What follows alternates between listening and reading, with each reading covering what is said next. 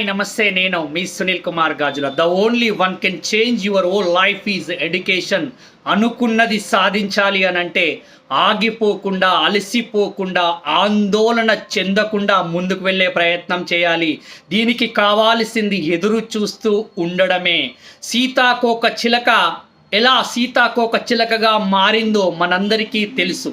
అయినా మనం చేస్తున్న పనిలో ఎదురు చూడాలి అనే మనస్తత్వం మనకు లేకపోతే ముందుకు వెళ్ళలేము.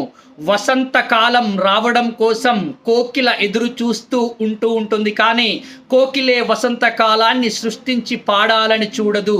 సూర్యుడు ఉదయించడం కోసం అందరూ ఎదురు చూస్తూ ఉంటారు, కానీ నువ్వు ఎన్ని లక్షల కోట్ల దీపాలు వెలిగించిన సూర్యుడి వెలుగుని మనం సృష్టించలేము కదా.